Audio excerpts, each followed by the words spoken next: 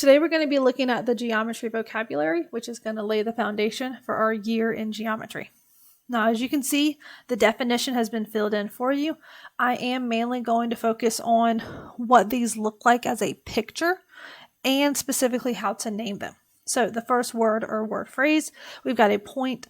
It's an undefined term. It's just a location. You're typically going to see that as a dot, and it's going to be labeled with a letter. How you would say that is point A.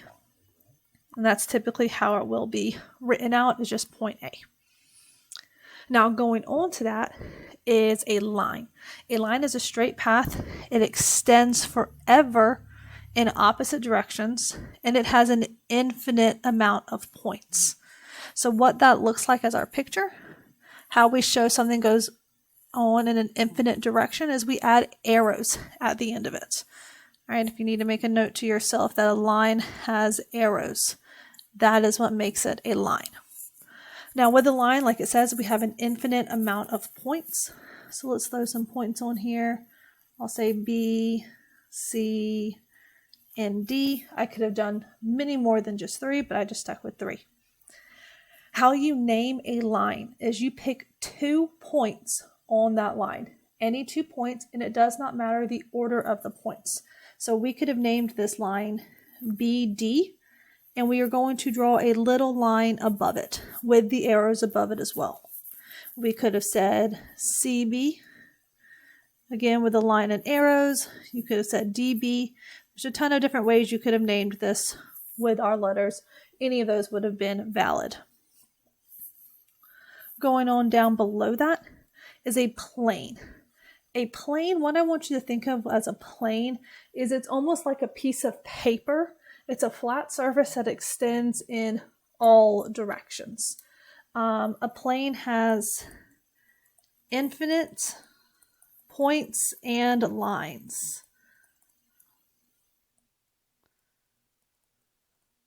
So because it's just a flat surface that extends forever in all directions, how we show that is a box.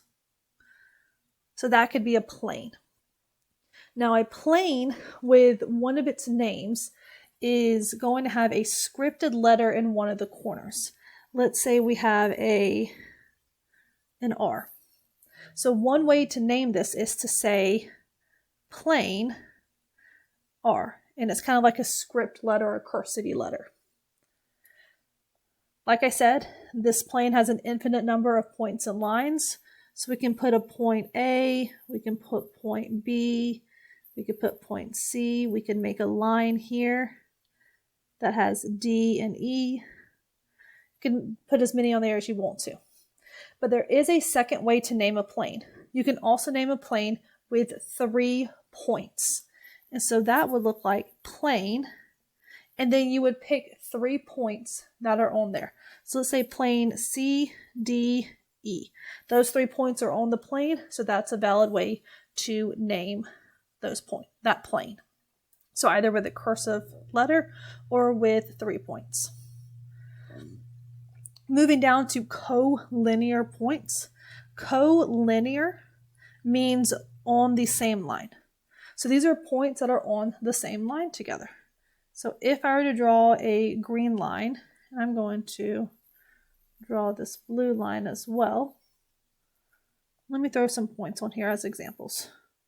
We have points A, B, C, D. So if you're looking at these, A, B, and C would be collinear because they're all on the green line. B and D would also be collinear because they are on the same line. But A and D would not be collinear. So yes, A, B, and C are collinear. Yes, B and D are collinear. But no, A, C, and D are not collinear because D is not on the same line. A segment is a part of a line. And very important is it consists of 2 endpoints. So it starts and stops. Very important. So it has, instead of arrows, it is going to have endpoints as the left and the right side. So if we were to draw that, you're going to have a point and another point. To name a segment, you have to name it with the first and the last, the start and the stopping point. All right. So if our stopping points were X and Y, we have to name that as X, Y, and we put a little segment on top of it. No arrows because it's not a line. Now, if we had another point on here, let me use this color. Say we had Z, the segment XZ is only talking about from X to Z because it starts and stops from X to Z. Next, we have a ray. A ray is almost like a combination of a line and a segment. All right, it has one endpoint and then all of the points in the opposite direction. All right, so we've got one endpoint. And if I'm saying all points, that means an arrow in the opposite direction. So point and arrow.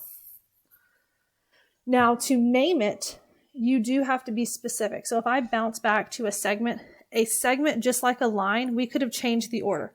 We could have said YX and that been fine.